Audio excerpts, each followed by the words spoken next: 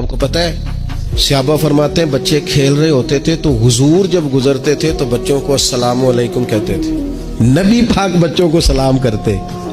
حضور فرماتے ہیں السلام علیکم, بچوں کو سلام کرتے اور پہل کرتے سلام لینے میں. آپ بچوں کو سلام کرنا شروع کر دیں, امید ہے بچے بھی سب کو سلام کرنا شروع کر دیں گے. لیکن یہ شکوہ کرنا کہ لو جی میں اتنا بڑا بزرگ آدمی ہوں, میں اتنا بڑا پڑھا لکھا ہوں, میری یہ شخصیت ہے, آپ نے مجھے سلام ہی نہیں کیا, یہ تو مفت کا رٹا ہے.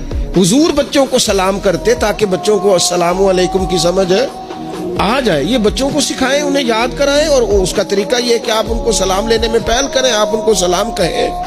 ہاں, سکھانے کے لیے آپ ان سے مطالبہ کر سکتے ہیں کہ یار میں نے سلام کہا ہے, تمہیں جواب دینا چاہیے تھا, ہم نے کیوں نہیں دیا, تاکہ ان کو سمجھ آ جائے کہ یہ السلام علیکم اور وعلیکم السلام یہ ایک سنت ہے. پھر اللہ کے پیارے رسول صلی اللہ تعالی علیہ وسلم بچوں کو چھوٹی چھوٹی چیزوں کے آداب سکھاتے.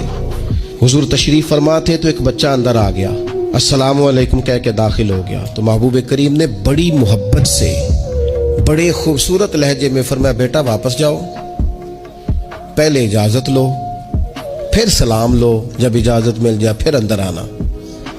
اس لہجے میں اتنی خوبصورتی تھی کہ اس بچے کے دل کی گہرائی تک میں سمجھتا ہوں بات اتر گئی ہوگی. وہ واپس گئے, انہوں نے جا کے اجازت مانگی, اجازت ملی, اور سلام لے کے وہ دروازے رسول پہ حاضر ہو گئے.